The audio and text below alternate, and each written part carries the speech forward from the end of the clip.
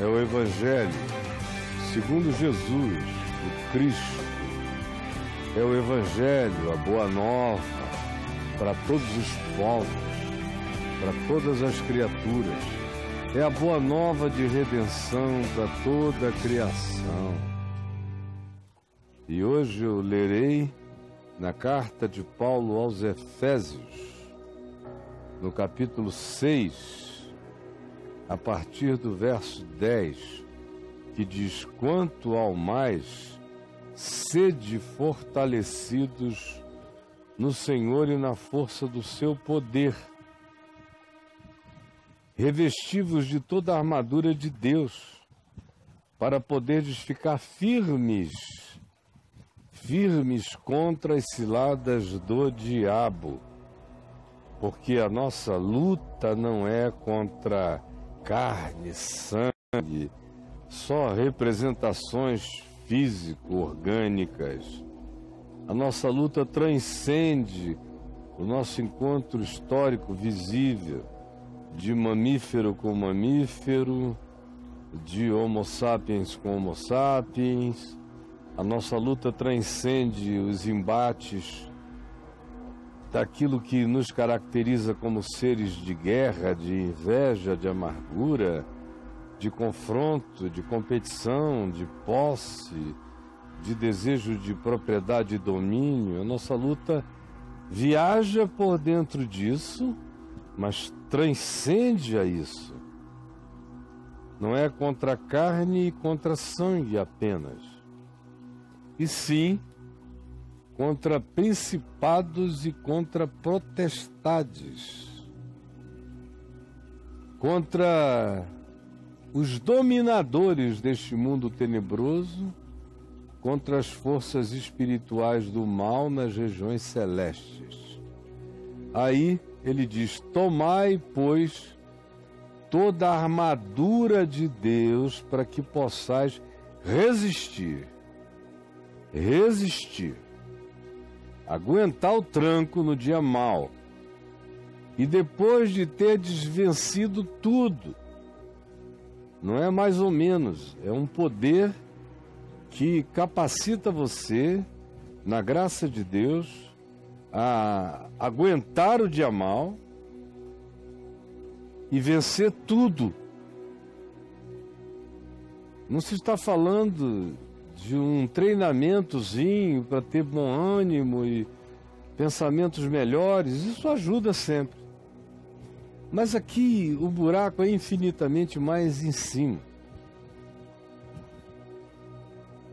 As coisas que a gente aprende nos cursos e treinamentos de bom ânimo, de melhoria de atitude, de como aprender a responder, como fazer amigos e influenciar pessoas.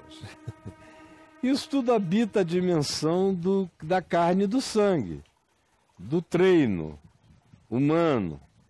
Mas o Evangelho deixa isso para trás e vai e entra e penetra e se miscui num ambiente para o qual nenhuma psicologia do mundo tem o que dizer, num ambiente para o qual nenhum treinamento de meditação, de yoga, por melhor que seja, por mais saudável que seja, alcança equipar você e gerar capacitações espirituais para esse outro nível, que é um nível muito superior, muito maior, contra principados e potestades, dominadores deste mundo tenebroso, contra forças espirituais do mal nas regiões celestes.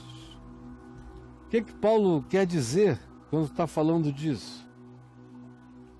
Quando diz: sede fortalecidos, que é um imperativo, é uma ordem, é um mandamento. Vocês podem ser, e não só podem ser, vocês podem se tornar, vocês podem decidir, vocês podem caminhar na direção disso. Tem a ver com decisão, com escolha, com obediência, com fé, com decisão que nasce do coração para além da compreensão e do entendimento imediato. Como tudo no Evangelho, você primeiro precisa crer, praticar, para poder experimentar e então processar, compreender o que excede a todo entendimento. É o ciclo apresentado e repetido recorrentemente pelo Evangelho. E as pessoas querem atingir o que o Evangelho propõe sem fazer a viagem que o Evangelho diz ser absolutamente inevitável e sem cuja viagem ninguém atinge, ninguém alcança, ninguém é ativado para a possibilidade prometida. Ninguém. Portanto, ele diz: sede fortalecidos. É uma ordem, é um imperativo e, portanto, designa uma possibilidade, não uma utopia. É possível ser fortalecido no Senhor. É para isso que estamos aqui. Não é para crer numa figura, num conceito interessante, bonito, lindo. Meu Deus é mais bonito que o teu Deus, é esteticamente um Deus mais legal, é filosoficamente um Deus mais palatável do que os outros deuses. Desculpa, gente. Eu, pelo menos, não tenho capacidade de me entregar a uma abstração dessa natureza. Ou é ou não é, ou a gente pega ou a gente larga de vez. E o Evangelho o tempo todo está dizendo que é possível, que é praticável. É tão praticável que o mote recorrente de Jesus é esse. Quer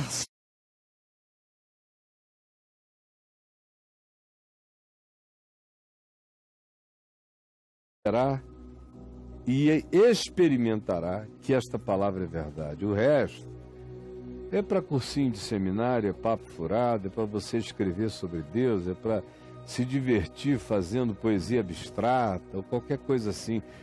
Mas aqui se está falando de algo para se viver, para aguentar o pau, não só de carne e de sangue, mas de coisas para além dos olhos, para além da visibilidade, para além da detecção, para além da psiquiatria, da neurociência, da psicologia, da filosofia, para além do condicionamento orgânico, físico. Tem muita coisa muito para além de carne e sangue. Carne e sangue é um limitador muito pequeno, físico, espaço-temporal. Está vinculado àquilo que nasce, cresce, se desenvolve, envelhece e morre.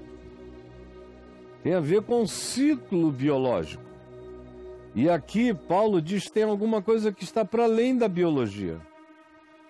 Tem para além disso, tem a vida no espírito, tem Zoe, tem a dimensão de uma existência que se conecta no ambiente das coisas que os olhos não alcançam e os laboratórios não distinguem. Então, sede fortalecidos é uma possibilidade, se vocês fizerem isso com confiança no Senhor. E não pode ser quiz de ver quem sabe mais sobre a Bíblia. Isso é bobagem de menino. Você está falando aqui num tempo em que não tinha Bíblia para ser estudada, seminário a ser frequentado, distrações religiosas a nos ocuparem a mente. Não, é um tempo de imperador perverso. Você está aqui viajando entre Calígula, Cláudio, Nero. É uma maluquice. Os Herodes doidos, os perseguidores religiosos judaicos caninos. E assim mesmo Paulo diz, olha, a nossa luta não é contra o Império Romano apenas, não é contra os nossos detratores religiosos, nem contra aqueles pitbulls religiosos que andam me mordendo estrada fora, lobos da raiva contra mim, contra nós. Não, não é isso aí. Quem dera fosse só isso.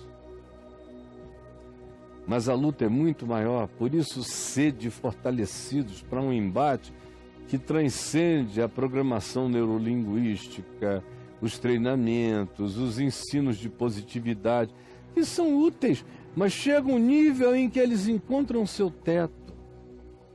O teto é baixo e desses condicionamentos e o desafio que nos é posto está muito para além de tudo aquilo que com técnicas e treinamentos a gente consegue enfrentar ou se condicionar para vencer. Sede fortalecidos no Senhor e na força do seu poder. E isquios, que é a palavra usada aqui para designar força, isquios, domínio, força do poder de Deus.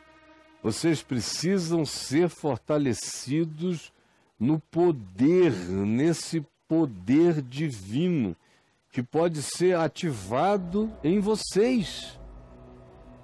E não se pode imaginar uma vida de discípulo de Jesus vitoriosa que não seja fortalecida nesse poder, no poder de Deus, na força do domínio de Deus em vocês. Vocês têm que ser um reino de domínio do Espírito de Deus. E aí vocês vão enfrentar tudo.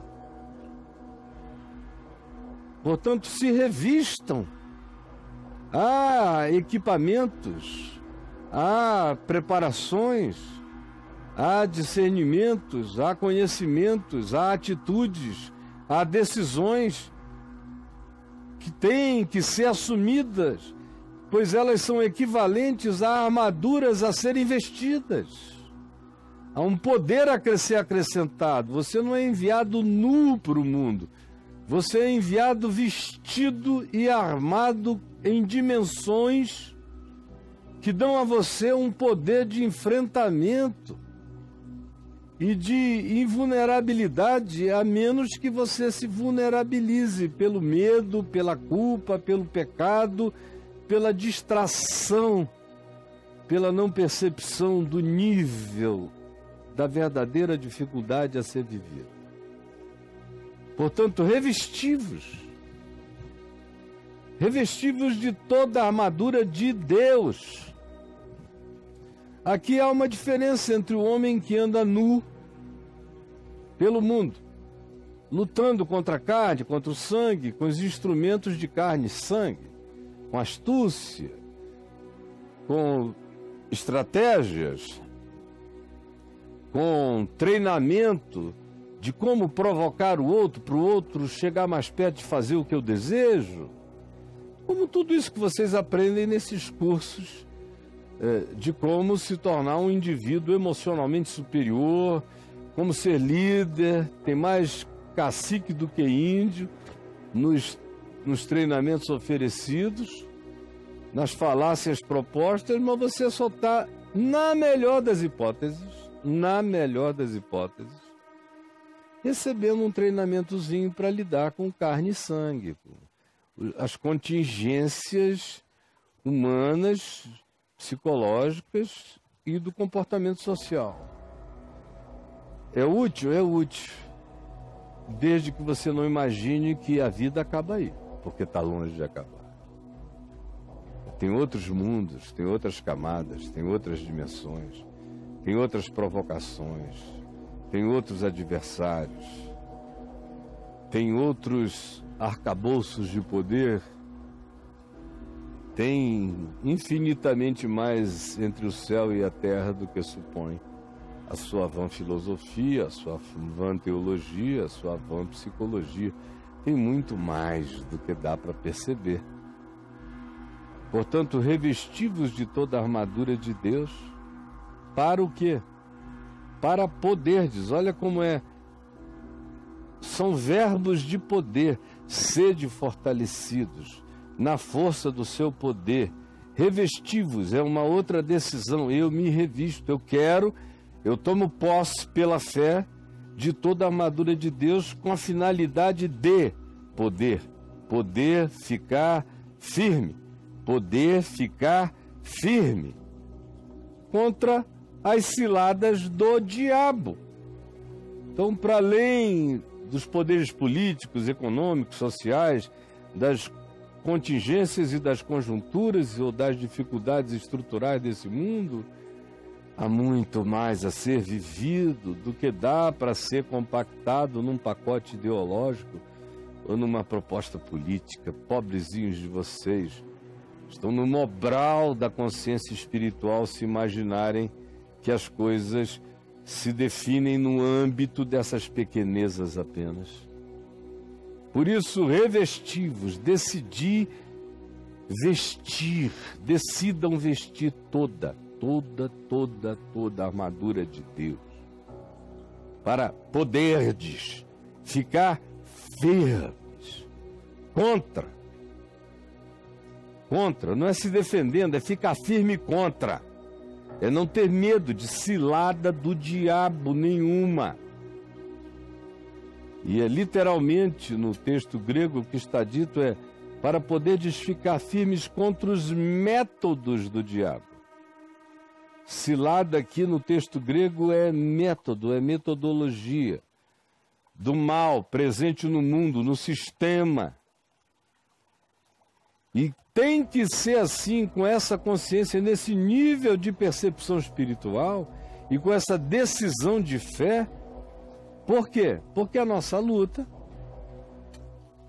não é apenas contra a carne e sangue, contra a química orgânica, contra dificuldades e idiosincrasias psicológicas identificáveis, não.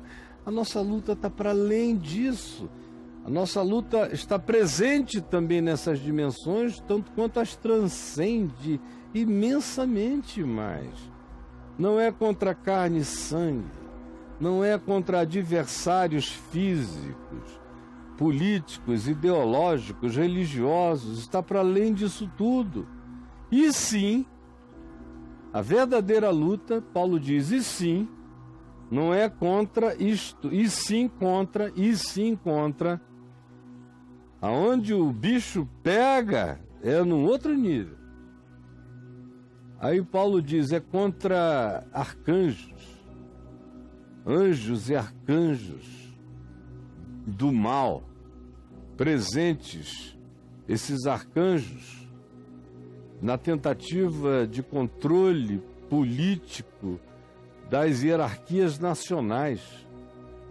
Homens em lugar de poder elevado estão sob influência de arcanjos perversos.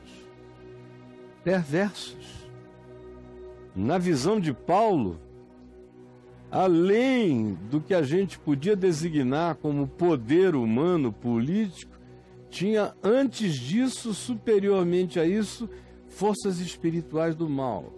É o que a gente aprende, por exemplo, no livro de Daniel, onde se fala do principado da Pérsia, lutando contra o anjo Gabriel, para que ele não levasse uma palavra profética a Daniel sobre o futuro do povo de Israel.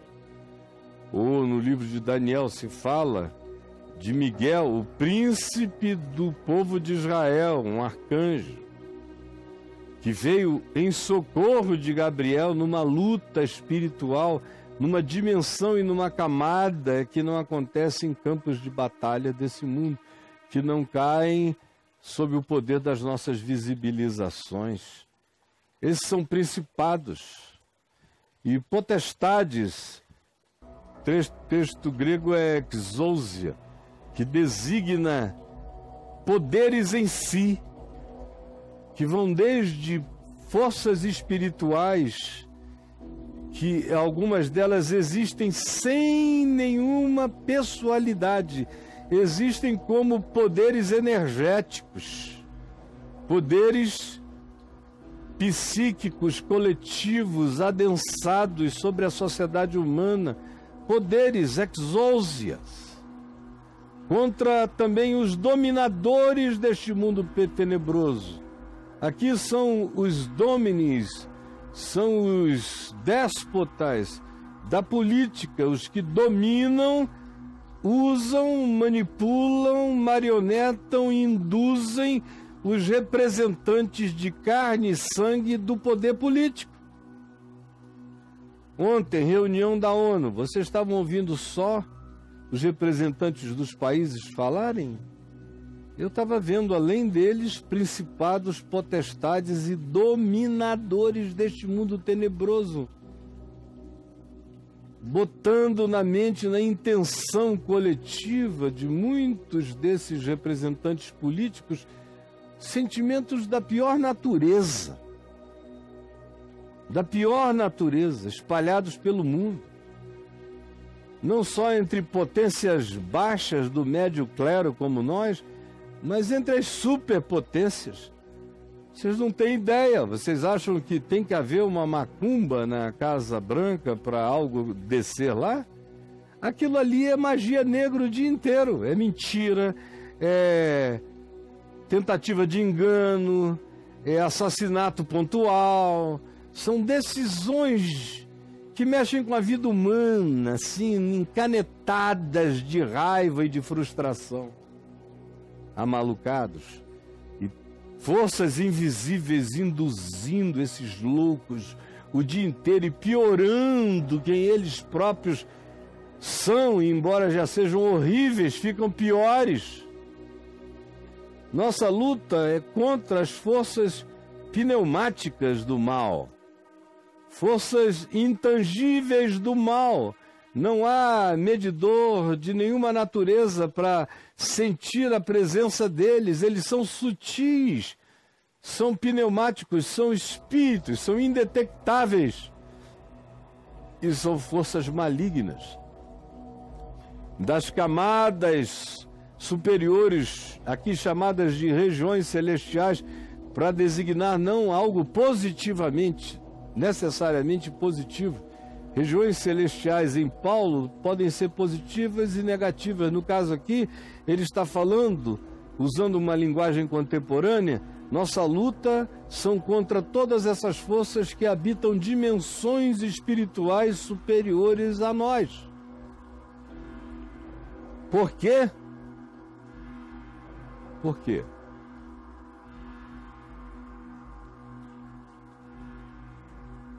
Porque se nós partirmos para a vida sem nos prepararmos nessa consciência para o embate real e verdadeiro que nos aguarda, nós vamos ser tragados se toda a nossa preparação for para lidar com carne e sangue, contra a astúcia humana apenas. Portanto, por causa disso, sabendo disso, tendo consciência disso, tomai, é outra vez uma decisão minha, eu tomo, eu pego, eu escolho. Tomai, decidi viver tomando posse de toda a armadura de Deus. Está aqui disponível, pega quem quer, não pega quem não quer. Ela não é posta sobre quem não toma. Ela está disponível para quem toma. É gratuita. Não tem que fazer 45 dias de jejum. É uma decisão de fé e de começar a viver segundo essa consciência, ativado por essa percepção. Portanto, tomai. Decisão é de vocês. Tomar toda a armadura de Deus, para que possais resistir, aguentar o tranco da existência, resistir no dia mau, e o dia mau chega. Chega aquele dia perverso, aonde todas as perversidades se reúnem contra você. Eu conheço esse dia muito bem. Ele já me veio com aquela fúria de intenção de me liquidar, de me tragar vivo, de me comer gritando, assistindo minha própria morte, tão pavoroso e pavorosos já foram esses dias maus, mas pela misericórdia de Deus, eu não fui tragado. E nem serei, porque existe para mim, e eu tomo posse de toda a armadura de Deus, para que eu possa, como foi no passado, vir a ser no presente.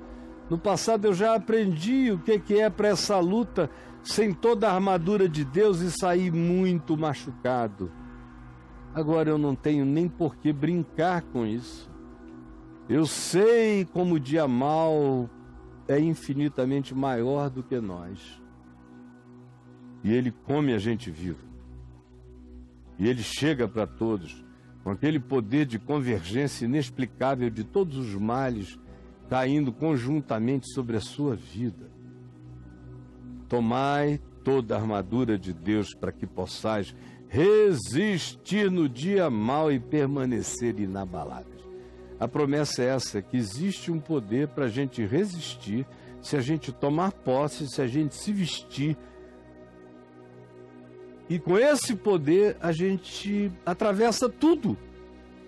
A promessa é, vocês podem atravessar principados, potestades, dominadores deste mundo tenebroso, forças malignas do mal nas regiões celestes.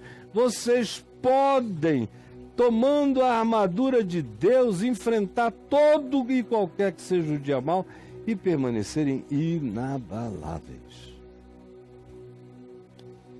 Sendo assim, ele diz, estai, pois,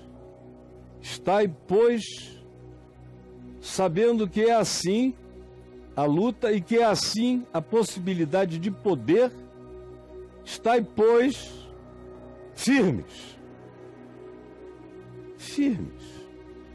plantados, inarrancáveis nessa consciência, vestindo-vos, cingindo-vos é a palavra que significa vestir a roupa íntima, se cingir do que ele chama da verdade, que é como usar a verdade como cueca do nosso íntimo. O que ele está dizendo é, você quer se vestir com toda a armadura de Deus? Isso começa usando a verdade na intimidade do ser mais profundo.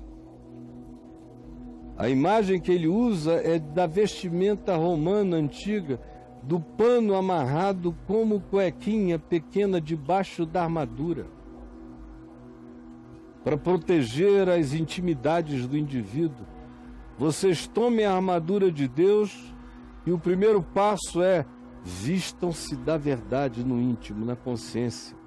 Não mintam para vocês mesmos, não alimentem enganos mentais. Não vivam vida dupla, uma para fora e uma no íntimo, diferente. Ao contrário, façam a verdade habitar o mais íntimo possível da existência de vocês. Esse é o primeiro aspecto de estar vestido com as armaduras de Deus e ter o poder para aguentar no dia mau todas as coisas e permanecer inabalável, é ter a verdade plantada no íntimo. Também vestindo-vos da couraça da justiça. Que justiça? Justiça própria? De que eu diga, estou me esforçando para ser o homem mais santo do meu grupo, o mais isso, mais aquilo, o rei do exemplo. Não, isso aí é justiça própria, que é trapo de imundícia, é pecado, é presunção, é soberba, é orgulho. A justiça de Deus é aquela que vem pela fé em Cristo. É a justiça que não é minha, que me foi imputada por Jesus na cruz. Quando ele pagou todo o meu pecado, tirou toda a minha culpa, e eu tenho certeza que eu sou um ser sem culpa. Sou um pecador sem pecado, fui lavado e justificado em Jesus. Sou um pecador sem pecado por causa da cruz. Essa é a justiça. Fica aqui, ó, no meu peito. Está aqui. Estou vestido por essa couraça de Cristo. Pode mandar a espada, pode vier o que quiser. É inatravessável. vestido com a couraça da justiça da fé em Cristo, tendo os pés calçados com a preparação do Evangelho da paz, ou seja, andando nos meus caminhos exclusivamente pisando nas pegadas de Jesus, nas sandálias prévias, nas marcas e nas digitais de Cristo, conforme me são indicadas no Evangelho como caminho a ser seguido.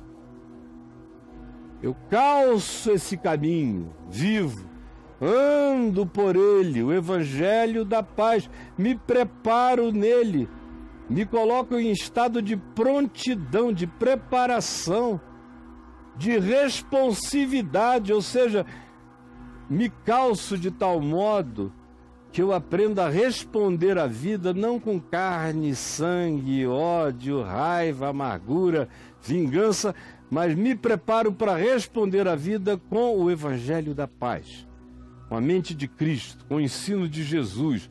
É a minha resposta à vida e é o meu caminhar, é o meu chão, é o meu andar, é o meu calçar, é o vestir dos meus caminhos.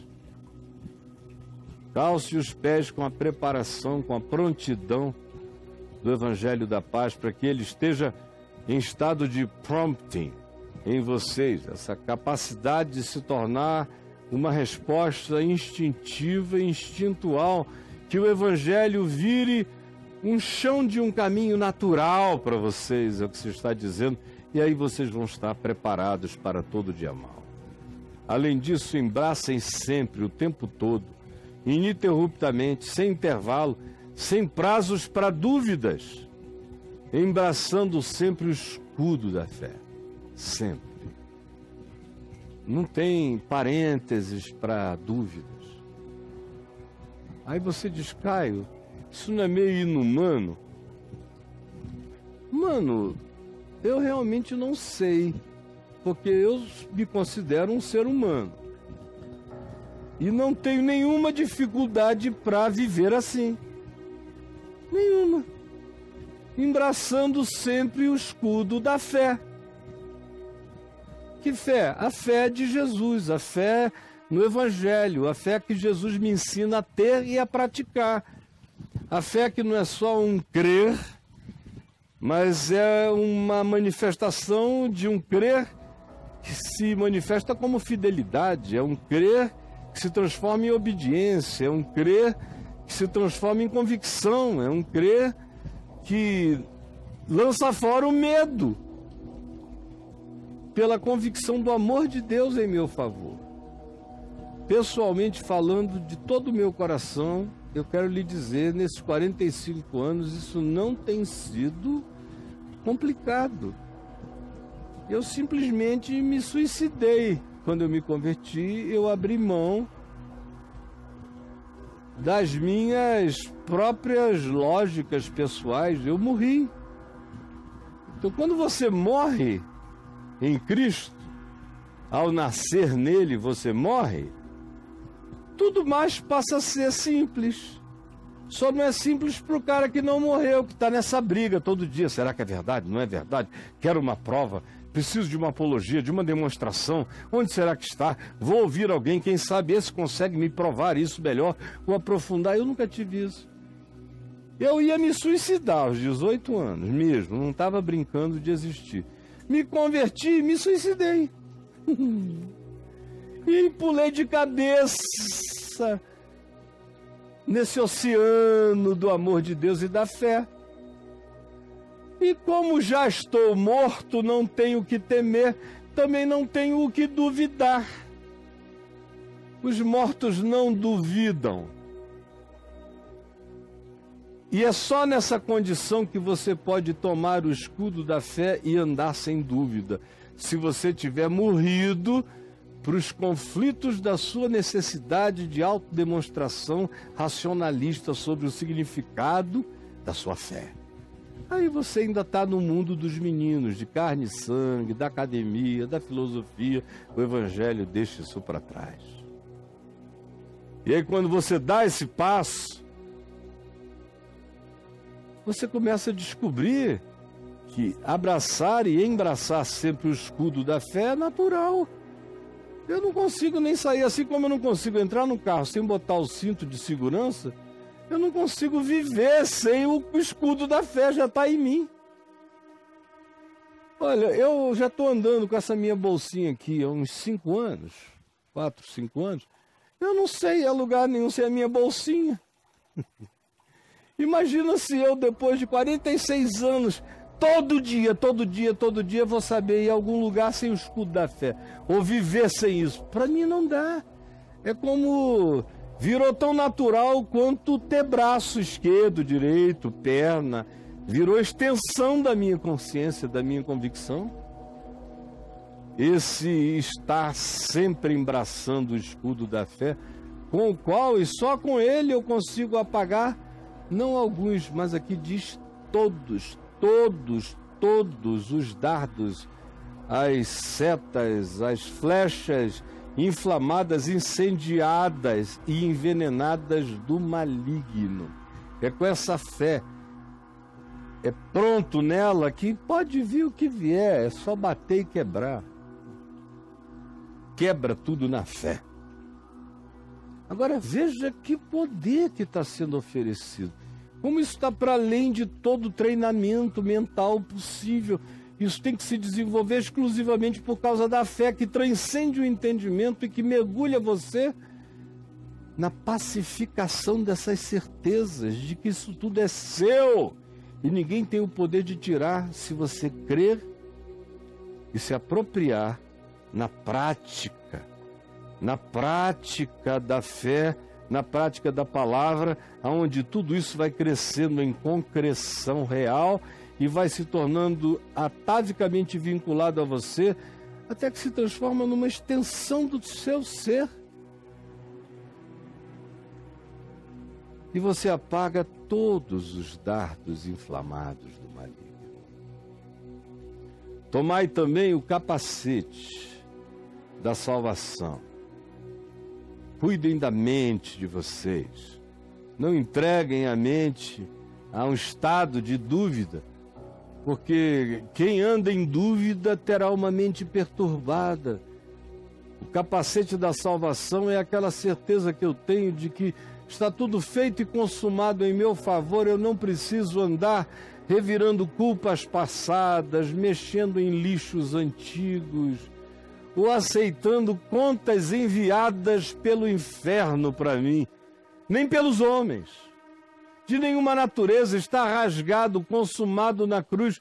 E isso é minha paz mental. Eu também não estou preocupado com o dia da minha morte. Eu sei que eu já passei da morte para a vida. Imagina a paz mental que isso dá. O desassombro que isso cria. A proteção mental, psicológica, espiritual que isso carrega. A força que daí advém de proteção para os pensamentos. Se você se vestiu da mente de Cristo, que é equivalente a botar o capacete da consciência de que em Jesus você está guardado. Pela fé você quebra os dardos inflamados do maligno e com o capacete da salvação você anda em estado de pacificação mental e espiritual. Os teus pecados estão perdoados. Você pode ter um pensamento tranquilizado no perdão de Deus. E aí fica difícil para o mal acessar a sua mente se você anda sem culpa e sem medo. E mais ainda, capacete da salvação e a espada do Espírito, que é a palavra de Deus. Aí, numa igreja, o cara já apresenta a Bíblia, a espada do Espírito, que é esta palavra de Deus. Quando Paulo falou isso, não tinha Bíblia nenhuma, ele não estava pensando que as cartas dele, nem a carta aos Efésios, iria entrar num livro chamado Bíblia, nem Sagrada. Ele estava falando em palavra de Deus como transmissão da verdade. Paulo chega a um ponto de que ele diz: a fé vem pelo ouvir. Ele não diz: a fé vem pelo ler. Porque não tinha o que ler, só tinha o que ouvir. Ela é ativada por esse ouvir, cheio de fé, o ensino verdadeiro de Jesus. Essa é a espada que eu tenho. Está escrito: sai, Satanás. Nem só de pão viverá o homem, mas de toda palavra que sai da boca de Deus. Eu enfrento a malignidade em todos os níveis, dando razão ao Evangelho na minha vida e praticando essa razão do Evangelho na minha vida. Isso é ter a espada do Espírito, que é a palavra de Deus, é ter essa resposta na vida como resposta simples do Evangelho a tudo quanto me é proposto. Isso é que é devastador, que destrói fortalezas, quando a resposta da minha vida é apenas o Evangelho. A espada da minha vida é a palavra de Deus. E faço isso com toda oração, com toda súplica, como eu falei ontem, orando em todo o tempo no Espírito, orando sem cessar. Você já aprendeu o que é isso e pode acessar no meu portal o que é orar sem cessar, e você vai ter muito mais instrução. Paulo diz: vistam-se disso tudo, tomem posse disso tudo e vivam isso tudo com oração, com intercessão, com súplica, em todo o tempo, vivendo no Espírito, pensando os pensamentos de vocês em Deus e fazendo de toda e qualquer fala de vocês com vocês mesmos uma oração na presença de Deus, porque isso limpa o pensar, qualifica a existência.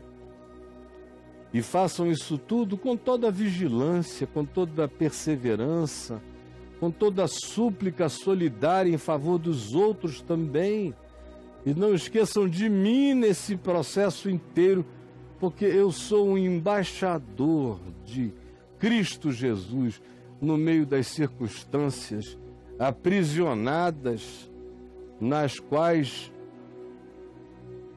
eu estou, e enfrento todas as cadeias de contingências de pensamento e de adversidade ou de produção contrária à minha pessoa. Enfrentarei.